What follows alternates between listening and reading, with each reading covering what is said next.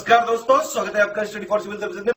देखिए, study for civil services के छात्र हैं तो ये वाला टेलीग्राम जरूर ज्वाइन करके रखिए। यूट्यूब चैनल में हमारे साथ है तो भी ये वाला टेलीग्राम ज्वाइन करना बहुत ज्यादा जरूरी है। सारे नोटिफिकेशन, सारे अपडेट, सारे मोस्ट इंपोर्टेंट पिक्स, सारा रिवीजन सब कुछ यहाँ पे बताया जाता है। टेस्ट को ध्यान से अटेम्प्ट करिए और बताइए कितना स्कोर आपने किया है, कितने सही किए हैं टोटल क्वेश्चन में से। सभी लोग अपना अपना स्कोर जरूर कमेंट करिए। 13 जून 2021 को यूपीपीएससी का पीसीएस एग्जाम है और आरओ का जो यूपीपीएससी वाला है 1 अगस्त 2021 को एग्जाम है। दोनों के लिए फुल पेड बुक भी चालू हो चुके हैं, टेस्ट सीरीज वाला पेड बुक भी चालू हो चुका है। इन नंबर पे आप कॉल कर सकते हैं या फिर व्हाट्सएप कर सकते हैं 856090966089 पे, या फिर मुझे डायरेक्ट व्हाट्सएप कर सकते हैं 7862 पे किसी जानकारी। नमस्कार, मैं ओम द्विवेदी और स्वागत है आपका स्टडी फॉर सिविल सर्विसेज में, जिसमें आज हम यूपीपीसीएस और आरओ के कुछ क्वेश्चंस डिस्कस करेंगे।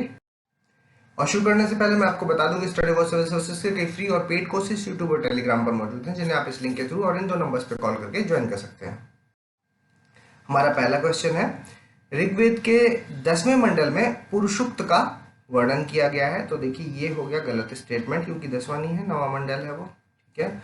और वर्ण व्यवस्था की चर्चा है जो ऋग्वेद के 9वें मंडल, ये जो पुरुषुक्त है इसमें क्या है, वर्ण व्यवस्था की ही चर्चा की गई है, तो 9th मंडल में की गई है, ठीक है। तो इसमें ही इसका आंसर छिपा हुआ था। सत्य वाला इसमें पूछा है, दूसरा सही है, पहला गलत है। आंसर हो जाएगा ओनली बी। निम्नलिखित कथनों पर विचार करें। देखिए, ऋग्वेद के जो दूसरे मंडल है उसमें गायत्री मंत्र है, दूसरा नहीं तीसरा मंडल है, ठीक है, तीसरा। और इसकी रचना सूर्य देवता सावित्री की प्रशंसा में संकलित किया गया है, ठीक है। तो ये वाला सही है, it was compiled for the in the praise of sun god Savitri, ये सही है, तो इसका भी बी हो जाएगा, ठीक है। अगला देखिए, निम्नलिखित में से कौन सी जोड़ी सही है। ऋग्वेद के कंपाइलेटर्स को उत्तरा बोलते हैं, ये सही है, और सामवेद वालों को उद्गात्री, ये भी सही है, और यजुर्वेद अध्वर्यु, ये भी सही है। तीनों ही सही है, आंसर डी हो जाएगा इसका, ठीक है। अगला देखिए, निम्नलिखित कथनों पर विचार करें। आरण्यक वनों में लिखे गए थे और वेदों के कुछ हिस्सों का समापन करते हैं। तो देखिए, ये तो सही है कि वनों में लिखे गए थे, लेकिन ये ब्राह्मण्स के कुछ हिस्सों का समापन करते हैं, ना कि वेदों के, ठीक है। तो ये स्टेटमेंट इस वजह से गलत हो जाएगा, यहाँ पर ब्राह्मण्स होना चाहिए। और दूसरा देखिए, वे वेद, ब्राह्मण और उपनिषद के बीच एक सेतु की तरह है, ठीक है। They are like a bridge between the Vedas, Brahmanas and the Upanishad. ये सही स्टेटमेंट है, आंसर बी।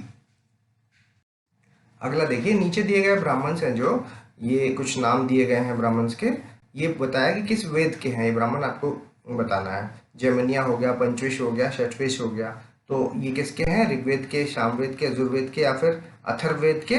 तो ये हैं आपके सामवेद के ब्राह्मण, ठीक है। तो आंसर हो जाएगा इसका बी। अगला देखिए, निम्नलिखित कथनों पर विचार करें। स्कंदगुप्त के शासनकाल में व्हाइट हूणों ने गुप्त साम्राज्य में पर आक्रमण किया। तो ये स्टेटमेंट इसलिए गलत है क्योंकि स्कंदगुप्त के टाइम पर नहीं हुआ था, ये हुआ था कुमारगुप्त के टाइम पर, कुमारगुप्त, ठीक है। तो ये पहला स्टेटमेंट हो गया गलत। दूसरा देखिए, उन्हें हेफ्थलाइट्स भी के नाम से भी जाना जाता है, इनको व्हाइट हून्स को। तो ये स्टेटमेंट बिल्कुल सही है, दूसरा सही, पहला गलत, फिर से बी आंसर हो गया इसका। अगला देखिए, निम्नलिखित कथनों पर विचार करें। मैत्रक मूल में ईरानी थे, सही है, और गुजरात का जो कच्छ वाला भाग था उसमें शासन करते थे। ये वाला पार्ट गलत हो गया, क्योंकि वो कच्छ में नहीं, सौराष्ट्र वाले पार्ट में करते थे, ठीक है, सौराष्ट्र। और वे वल्लभी यहाँ की राजधानी थी, ये भी सही है, ठीक है। देखिए, वल्लभी भारत के मार्ग निर्देशक में शिक्षा, संस्कृति, व्यापार और वाणिज्य का केंद्र बन गया था। तो ये स्टेटमेंट सही है, तो पहला गलत, दूसरा सही, आंसर बी हो जाएगा इसका। अगला देखिए, निम्नलिखित कथनों पर विचार करें। भित्ति चित्रकारी कलाकृति का त्रिआयामी रूप है, मतलब 3 डायमेंशनल वर्क है, तो ये सही स्टेटमेंट है। और अजंता की गुफाएं हो गई, अन्नामलाई की गुफाएं हो गई, और आपकी बादामी की जो गुफाएं हो गई, ये भित्ति चित्रों का सबसे अच्छा उदाहरण है, ठीक है। तो ये भी स्टेटमेंट सही है, इसके मुराल पेंटिंग्स के एग्जाम्पल्स हैं ये, अजंता, अन्नामलाई, बादामी केव्स, ठीक। तो दोनों ही सही है, आंसर सी। अगला देखिए, एलोरा में जो कैलाशनाथ मंदिर है वो 12वीं शताब्दी की अवधि में बना था। तो नहीं, वो 12वीं में नहीं, 8th सेंचुरी में बना था, ठीक है, तो ये गलत हो जाएगा। और यह है उत्तर भारतीय शैली में निर्मित एक विशाल रॉककट मोनोलिथिक मंदिर है। तो ये भी गलत है, क्योंकि वो उत्तर भारतीय शैली में नहीं, दक्षिण भारतीय शैली में निर्मित है, ठीक है, साउथ इंडियन स्टाइल में, साउथ इंडियन, ठीक है। तो दोनों ही गलत हो जाएंगे, आंसर इसका डी हो जाएगा, नाइदर वन नॉट टू। अगला देखिए, ऑयल पेंटिंग पिगमेंट के साथ संयोजक के रूप में तेल को सुखाने के माध्यम से पेंट करने की एक प्रक्रिया है, सही स्टेटमेंट है। फ्रेस्कोस, फ्रेस्कोस क्या है कि मुराल पेंटिंग की एक टेक्निक होती है जिसे ताजे बिछे हुए चूने के प्लास्टर पर लगाया जाता है, ठीक है। तो ये स्टेटमेंट भी सही है, ठीक है। तो आंसर इसका हो जाएगा सी। अगला देखिए, अल्फांसो डी अल्बुकर्क भारत में पहला पुर्तगाली गवर्नर था और इसने साम्राज्यवाद की नीति की शुरुआत की थी। तो देखिए ये वाला पार्ट तो सही है, लेकिन ये पहला नहीं था, ये दूसरा था, ठीक। तो ये हो गया गलत स्टेटमेंट। अब नूनो डी कुन्हा भारत का पहला पुर्तगाली गवर्नर था जिसने 1510 में बीजापुर के शासक से गोवा पर कब्जा कर लिया था। तो ये स्टेटमेंट है जो इन्होंने क्या है कि ट्रांसफर की थी कैपिटल को, ठीक है, कब्जा नहीं किया था। कब्जा तो इन्होंने ही किया था, अल्फांसो डी अल्बुकर्क ने, और जो कुन्हा थे उन्होंने कोचीन से गोवा 1530 में कोचीन से गोवा हस्तांतरण किया था अपनी राजधानी का, ठीक है। तो ये स्टेटमेंट भी गलत हो जाएगा, दोनों ही गलत, आंसर डी। निम्नलिखित कथनों पर विचार करें। 1639 में फ्रांसिस डे ने चंद्रगिरी के राजा से मद्रास प्राप्त किया, ये सही स्टेटमेंट है। और मद्रास में निर्मित कारखाने का नाम सेंट फोर्ट विलियम रखा गया, नहीं सेंट फोर्ट जॉर्ज रखा गया था ना। तो ये स्टेटमेंट गलत हो गया, आंसर ए। अगला देखिए, 1912 में पंजाब के, ठीक है, पंजाब के all India student conference, all India college student conference ने भारत की स्वतंत्रता के लिए काम करने के लिए छात्रों को प्रतिबद्ध कर दिया था।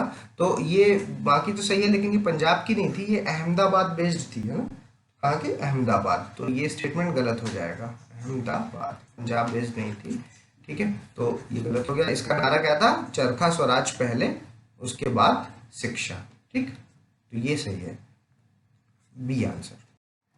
अगला देखिए, All India Muslim Student Federation जो है उसकी स्थापना 1937 में मुस्लिम लीग द्वारा की गई थी, सही स्टेटमेंट है। और हिंदू छात्र महासंघ 1936 में शुरू किया गया था, ये भी सही है ना, दोनों ही सही है, आंसर सी। निम्नलिखित में से कौन से नेता नक्सली आंदोलन से जुड़े हुए हैं? चारू मजूमदार, कानू सान्याल, जंगल, संथाल। तो ये तीनों ही हैं जो नक्सली आंदोलन से जुड़े हुए हैं, आंसर डी हो जाएगा। अगला देखिए, भारत की प्रमुख खरीफ फसलें कौन सी हैं इनमें से? तो देखिए, जौ, सरसों, तिल, जई या ओट्स जिसको बोलते हैं। तो देखिए कोई सी भी नहीं है इनमें से, सभी क्या है, रबी क्रॉप्स हैं, ठीक। आंसर इसका डी हो जाएगा। गेहूं के बारे में निम्नलिखित में से क्या सही है? देखिए, एक रबी फसल है, सही है। यह मध्य अक्टूबर मध्य नवंबर में बोया जाता है और मार्च में काट लिया जाता है, सही है। और ये ठंडी नम जलवायु में अच्छी तरह से बढ़ता है और गर्म शुष्क जलवायु में पकता है ना, ये दोनों ही कंडीशन सही है। और देखिए, ठंडी सर्दियां और गर्मियां अच्छी फसल के लिए अनुकूल होती हैं, दोनों ही, मतलब मौसम अगर अनुकूल रहेगा तभी अच्छी फसल होती है, ठीक है। तो चारों ही स्टेटमेंट सही है, आंसर सी हो जाएगा इसका। अगला देखिए, आंध्र प्रदेश भारत का सबसे बड़ा लीची उत्पादक राज्य है। तो ये गलत हो गया क्योंकि ये बिहार है, ठीक है, तो ये गलत। दूसरा देखते हैं, वित्त वर्ष 2018 में केरल भारत में सबसे बड़ा कोको का उत्पादक राज्य है। तो ये भी स्टेटमेंट गलत है क्योंकि आंध्रा है, ठीक है, आंध्रा। और मध्य प्रदेश भारत का सबसे बड़ा गेहूं उत्पादक, ये भी गलत है क्योंकि वो तो यूपी है। और उत्तर प्रदेश भारत का सबसे बड़ा चावल उत्पादक राज्य है, ये भी गलत है क्योंकि वो वेस्ट बंगाल है, ठीक है। सभी गलत है, आंसर डी हो जाएगा। अगला देखिए, निम्नलिखित कथनों पर विचार करें। सोयाबीन भारत में सबसे तेजी से बढ़ने वाली फसलों में से एक है, सही स्टेटमेंट है। और भारत में सोयाबीन को रबी फसलों के रूप में उगाया जाता है, नहीं, इसको खरीफ के रूप में उगाया जाता है, खरीफ, ठीक। तो ये वाला गलत हो जाएगा। सोयाबीन उगाने वाले राज्य कौन से हैं प्रमुख राज्य? राजस्थान हो गया, मध्य प्रदेश हो गया, महाराष्ट्र हो गया, ठीक है, ये तीनों ही हैं। तो आंसर हो जाएगा 1 और 3, सी आंसर। अगला देखिए, 2014 के आंकड़ों के अनुसार शीर्ष अलसी उत्पादक राज्यों देशों में की व्यवस्था करना है। देखिए, चाइना हो गया, बेल्जियम हो गया, अमेरिका हो गया और भारत हो गया। तो देखिए, ये भारत है जो वो 6वें नंबर पर है, ठीक है। तो चाइना है, फिर उसके बाद आपका बेल्जियम हो गया, फिर यूएसए हो गया, उसके बाद टर्की है, टर्की के बाद जर्मनी है, जर्मनी के बाद भारत, ये सीक्वेंस है इसका। तो ये सब सही लगे हुए हैं, आंसर ए हो जाएगा। भारत दुनिया में चाय के सबसे बड़े उत्पादकों में से एक है। सही है। ठीक है, भारत में उत्पादित कुल चाय का लगभग 52% है जो वो असम राज्य अकेला दे देता है, ये भी सही है। ठीक है, और चाय उत्पादक राज्यों की सूची में पश्चिम बंगाल दूसरे स्थान पर आता है, ये भी सही है। और तीसरे स्थान पे आपका तमिलनाडु आता है, ये भी सही है। ठीक है, तो आंसर इसका सी हो जाएगा। अगला देखिए, निम्नलिखित कथनों पर विचार करें। देश में इलायची की खेती पश्चिमी घाटों में पर प्रमुख रूप से केंद्रित है। सही है ना। इलायची का जो उत्पादक है वो उत्तर पूर्व में भी पाया जाता है, तो वहां पर भी कुछ स्टेट्स हैं जहां पर इलायची की खेती होती है, तो ये भी सही स्टेटमेंट है। सत्य वाला पूछा था, सी आंसर। राष्ट्रीय बागवानी बोर्ड की रिपोर्ट 2015-16 के अनुसार घटते हुए क्रम में इलायची उत्पादक राज्यों की व्यवस्था करें। देखिए, केरल, सिक्किम, कर्नाटक और नागालैंड है ना। अभी हमने देखा कि नॉर्थ ईस्ट में भी होता है। ठीक है, सिक्किम में भी होता है। तो देखिए, केरल में सबसे ज्यादा होता है, फिर उसके बाद सिक्किम, कर्नाटक और फिर नागालैंड। ठीक है, तो ये सब लाइन से ही लगे हैं, आंसर ए हो जाएगा। अगला देखिए, निम्नलिखित कथनों पर विचार करें। ग्रीन गोल्ड क्रांति बांस के प्रचार और व्यापार को दिया गया एक नाम है। सही है। और बांस एक जंगल में उगने वाली जंगली घास है, लेकिन भारतीय वन अधिनियम 1927 में इसे पेड़ के रूप में परिभाषित किया गया था। दोनों ही स्टेटमेंट सही है। सत्य वाला पूछा था, आंसर सी। अगला देखिए, निम्नलिखित कथनों पर विचार करें। कपास है जो वो गर्म और नम जलवायु में अच्छी तरह से बढ़ता है। सही है। तापमान इसका 24 डिग्री सेल्सियस के आसपास चाहिए, ये सही है। वर्षा यहाँ पे 60 से 100 सेंटीमीटर की होनी चाहिए, ये भी सही है। जलोढ़ मिट्टी में कपास की सबसे अच्छी तरह से बढ़ता है, ये तो ये गलत है क्योंकि काली मिट्टी में बढ़ता है ना, ब्लैक सॉइल चाहिए होती है इसके लिए, तो ये गलत हो गया। 1, 2 और 3 ए आंसर हो जाएगा इसका। अगला देखिए, निम्नलिखित कथनों पर विचार करें। प्राथमिक शिक्षा का अधिकार है जो नागरिक के साथ साथ विदेशियों को भी उपलब्ध है। सही है। और अनुच्छेद 19 देश के अंदर जाने के नागरिकों के अधिकार की रक्षा करता है, मतलब आप विद इन टेरिटरी कहीं पे भी सेटल हो सकते हैं। सही है। और 21 है जो वो बाहर, मतलब outside the territory of India जाने के बारे में बात करता है, अधिकार है। और देश में वापस आने का भी अधिकार की रक्षा करता है। तीनों ही स्टेटमेंट सही है, आंसर डी हो जाएगा। अगला देखिए, आर्टिकल 31C है जो, उसके तहत जो कानून की रक्षा है वो तभी की जाएगी जब आर्टिकल 39B और 39C में निर्देशों को लागू करने के लिए बनाया गया हो, ना कि अन्य DPSP को। ठीक है, तो ये स्टेटमेंट सही है। और केशवानंद भारती के मामले में सुप्रीम कोर्ट द्वारा सभी DPSP के विस्तार को असंवैधानिक और शून्य घोषित किया गया था। तो ये किया तो गया था, लेकिन ये केशवानंद के मामले में नहीं किया गया था, ये मिनर्वा मिल्स 1980, ठीक है 1980 मिनर्वा मिल्स के मामले में किया गया था। तो ये वाला गलत हो जाएगा, पहला वाला सही है, आंसर ए हो जाएगा इसका। अगला देखिए, निम्नलिखित में से कौन सी जोड़ी सही है। सरकारीय आयोग केंद्र राज्य संबंध से संबंधित है, सही है। मंडल आयोग ओबीसी के आरक्षण से संबंधित है, ये भी सही है। स्वर्ण सिंह कमेटी है मौलिक अधिकारों से संबंधित है, ये गलत है क्योंकि ये मौलिक फंडामेंटल ड्यूटीज से संबंधित है, ठीक है, मौलिक कर्तव्यों से। तो कस्तूरी रंगन नई शिक्षा नीति, ये सही है ना। तो 1, 2 और 4 आंसर ए हो जाएगा इसका। अगला देखिए, संविधान न्यायालयों द्वारा मौलिक कर्तव्यों के प्रत्यक्ष प्रवर्तन के प्रावधान को प्रदान करता है। तो ये स्टेटमेंट गलत है क्योंकि न्यायालयों द्वारा नहीं करता है ना, क्योंकि मौलिक कर्तव्यों के बेसिस पर कोई डायरेक्ट सुप्रीम कोर्ट नहीं जा सकता या किसी भी कोर्ट नहीं जा सकता कि देखिए ये फंडामेंटल ड्यूटी है और ये यहाँ पर इसका उल्लंघन हुआ है, तो इस बेसिस पे आप नहीं जा सकते, तो ये गलत हो जाएगा। दूसरा, संसद उन्हें उपयुक्त कानून द्वारा लागू करने के लिए स्वतंत्र रहता है। तो अगर संसद को ऐसा लगता है कि ये ड्यूटी है जिसके लिए कानून बनाना चाहिए, तो वो बिल बना के या एक्ट बना के पास करवा सकते हैं, ठीक है, ये संसद इसके लिए स्वतंत्र है। तो ये स्टेटमेंट सही हो जाएगा, आंसर इसका बी हो जाएगा। अगला देखिए, भारत के अलावा निम्नलिखित में से किस देश में उनके संविधान के भाग के रूप में मौलिक कर्तव्य मौजूद हैं। रशिया में मौजूद हैं, जापान में भी हैं, चाइना में भी हैं, कुवैत में भी हैं और ट्यूनीशिया में भी हैं, ठीक है। इन सभी जगहों पर फंडामेंटल ड्यूटीज जैसे कि भारत में अवेलेबल है वैसे ही वहां पर भी अवेलेबल है, आंसर डी हो जाएगा इसका। अगला देखिए, भारत के क्षेत्र में भारत के संघ से बड़ा क्षेत्र शामिल है, ठीक है, मतलब ये टेरिटरी ऑफ इंडिया और यूनियन ऑफ इंडिया को कंपेयर कर रहे हैं, तो टेरिटरी ऑफ इंडिया जो है वो बड़ा एरिया है, ये सही स्टेटमेंट है। दूसरा देखिए, territory of India includes not only the states but also the union territories and acquired territories, ये भी सही है। और यूनियन ऑफ इंडिया कवर करता है किसको? फेडरल सिस्टम को, ये भी स्टेटमेंट सही है। ठीक है, तो तीनों ही सही है, आंसर डी हो जाएगा।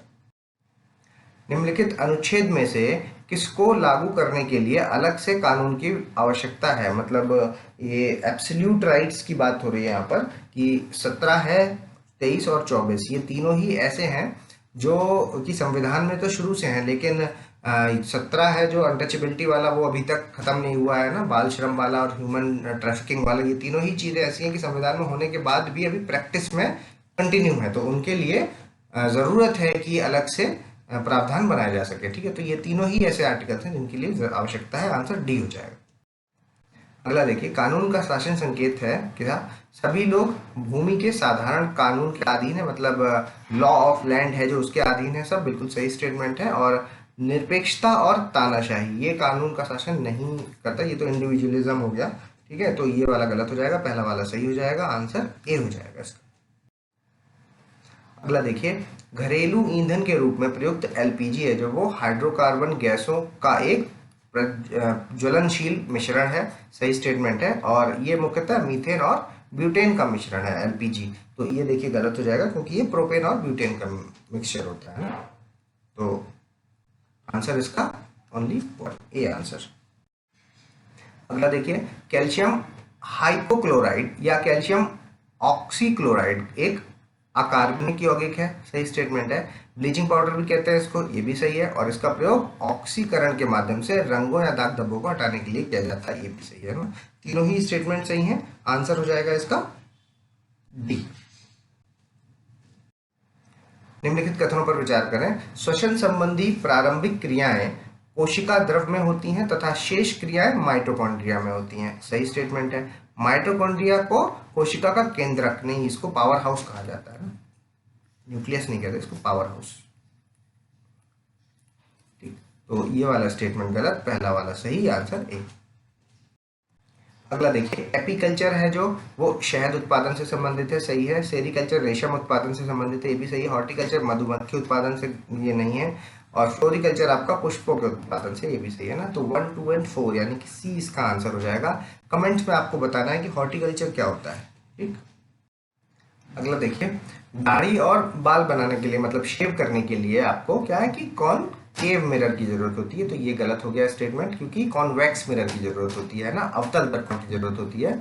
और जो उत्तल दर्पण है एक गोलाकार दर्पण है, इसके द्वारा प्रतिबिंब बड़ा दिखता है, तो ये भी गलत हो गया है ना। ये दोनों ही चीजें कॉन्वेक्स के बारे में है, कॉन्वेक्स। ठीक, तो नाइदर हो जाएगा इसका। अगला देखिए, लैटिन में जो कोरोना है उसका मतलब होता है एक हेलो या फिर क्राउन। ठीक है, तो सही है स्टेटमेंट। सतहों पर उसके ताज जैसा अनुमानों के कारण कोरोना वायरस को उसका नाम दिया गया है, मतलब उसकी जो स्ट्रक्चर है वो क्या है कि ऊपर के क्राउन जैसी शेप है। ठीक है, तो उसकी वजह से उसको क्या है कि कोरोना वायरस नाम दिया गया है, आंसर बिल्कुल, ये दोनों ही स्टेटमेंट सही है, आंसर सी हो जाएगा। अगला देखिए, निम्न में से कौन सा प्लेग का एक प्रकार है? ब्यूबोनिक प्लेग होता है ना, सेप्टिसेमिक प्लेग भी होता है और न्यूमोनिक प्लेग भी होता है ना, तीनों ही प्लेग के ही टाइप हैं, आंसर डी। अगला देख लेते हैं करंट बेस्ड क्वेश्चंस। त्रिपुरा सरकार एक डिजिटल प्लेटफॉर्म जागृत त्रिपुरा लेकर के आई है।